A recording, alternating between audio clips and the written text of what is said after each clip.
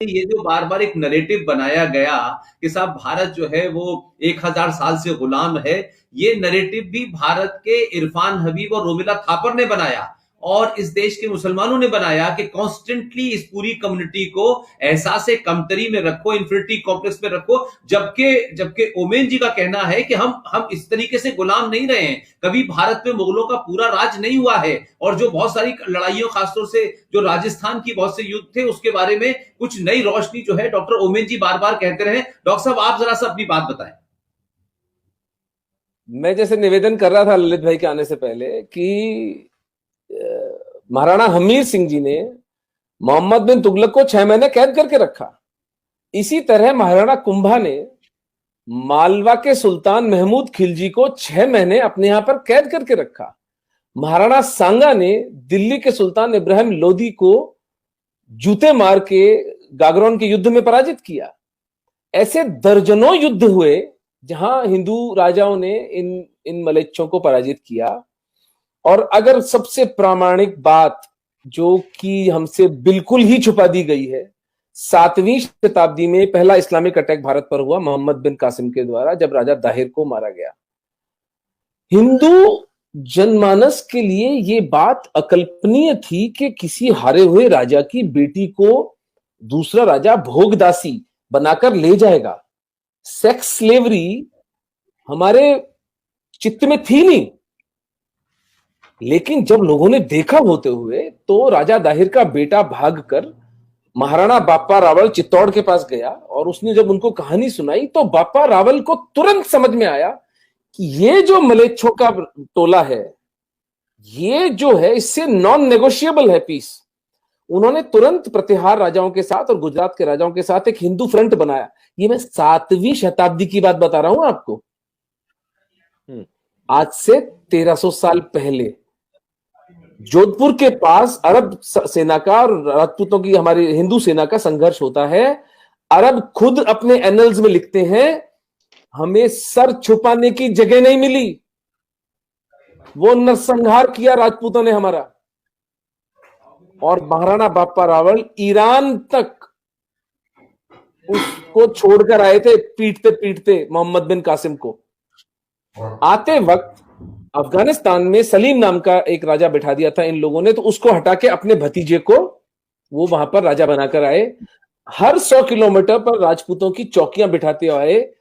उसका प्रमाण ये है, 7वीं शताब्दी से लेकर 1192, 500 साल तक भारत इस्लामिक आक्रमणों से बचा रहता है उन चौकियों के कारण।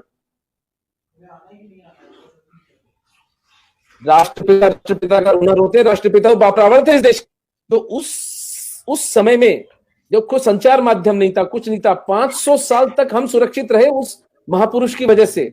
और उसके बाद समर सिंह, महाराणा हमीर, महाराणा लाखा, कुंभा, सांगा, प्रताप, करण सिंह और राज सिंह, यानी पूरे हिंदुस्तान का जो राज परिवार है मेवाड़ का, मैं चुनौती देता हूं, पूरे मानव इतिहास में आपको ऐसा उदाहरण नहीं मिलेगा जो 1000 साल तक, 7वीं से लेकर 17वीं शताब्दी तक, महाराणा राज सिंह जी तक, 1000 साल तक इस्लाम से खुली चुनौती ली है जिस परिवार ने, एक परिवार ने, एक सिसोदिया परिवार ने 1000 साल तक। देखिए, राजा भिड़ते हैं, जियो पॉलिटिक्स बदलती है, हार जीत तो होती है, युद्ध तो हारता है आदमी, युद्ध जीतता भी है। मैं जो एक पुस्तक लिख रहा हूं, मेवाड़ के महाराणा और उनका इस्लाम से प्रतिरोध, उसका शीर्षक है। तो उसमें मैंने जो एक चैप्टर जो है पूरा इस पर लिखा है कि द लाई कॉल्ड दिल्ली सल्तनत, दिल्ली सल्तनत नाम का झूठ, और मुगल एम्पायर भी झूठ ही था। देखिए, एम्पायर जब होता है ना कहीं, तो वो क्या उसके मानक होते हैं, वहां कोई टैक्सेशन हो, वहां पर कोई आर्ट हो, कोई कॉमर्स हो, ट्रेड रूट्स हो, वहां के लोगों के क्या लिटरेचर पे कंट्रीब्यूशन था, आपको मिलता है कोई 150 साल के मुगलों के राज के अंदर? आपको सिवाय इसके कि कभी दक्षिण में रिबेलियन हो रहा था, कभी आसाम के अहोम कर रहे थे, कभी कलिंग में हो रहा था, कभी अफगानिस्तान में हो रहा था, कभी मेवाड़ में हो रहा था, कभी पंजाब में हो रहा था, कभी कश्मीर में हो रहा था, कभी सिंध में हो रहा था। ये सिर्फ इस देश को अन्य अन्य हिंदू राजाओं के साथ मिलकर मैनेज कर रहे थे, जिसको कि मुगल एम्पायर कहा गया। यानी झूठ की भी कोई सीमा होती है। और दिल्ली सल्तनत वॉज अ जोक।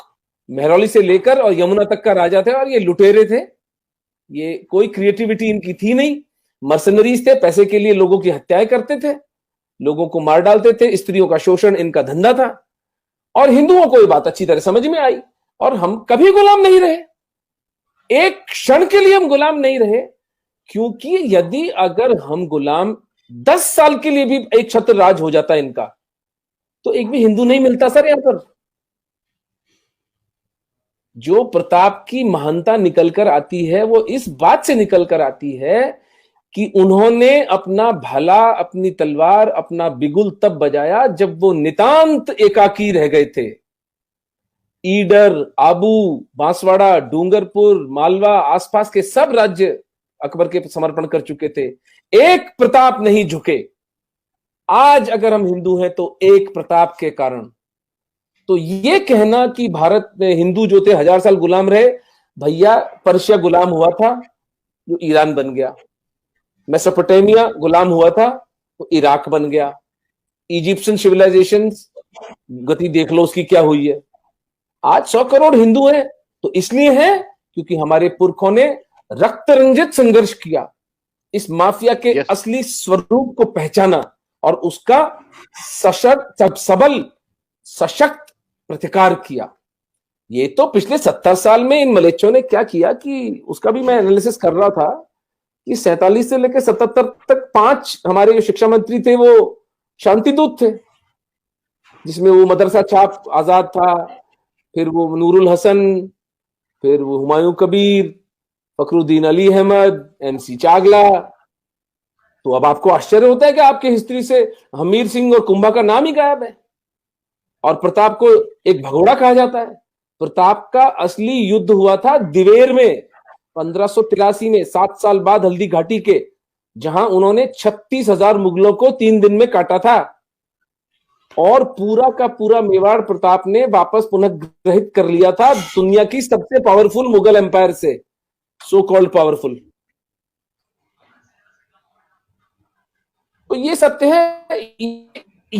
अब इसको से निकाल दीजिए कि आप गुलाम रहे थे, हम गुलाम रहे थे, हम कभी गुलाम नहीं रहे। और जब उतनी भयंकर विपरीत परिस्थितियों में हम गुलाम नहीं रहे, तो आज तो हिंदू कहां कहां नहीं पहुंचे हुए हैं। अब केवल इस बात की आवश्यकता है कि हम कनेक्ट करें एक दूसरे के साथ, हम अपने रिसोर्सेस को पूल इन करें, धर्मांश दें, एक दूसरे का सहायक बने। नैरेटिव का वॉर अच्छी तरह संजय दीक्षित सर, पुष्पेंद्र कुलशेष जी, कितने प्यारे प्यारे लोग अपना सर्वस्व दांव पर लगाकर लड़ रहे हैं। अब तो it's a matter of time कि हम इनको पराजित करें। They will not know what hit them. इनका खेल पूरा का पूरा समाप्त हो चुका है। जो दुख हमारी बच्चियों को, जो दुख हमारे कश्मीरी पंडितों को उठाने थे वो उठा चुके। हाथ जोड़कर, सर झुकाकर क्षमा मांग सकता हूं, लेकिन अब यह सिलसिला समाप्त है। अब सनातन धर्म पुनर्जीवित और पुनर्विजयी होकर रहेगा, कोई विकल्प ही नहीं है।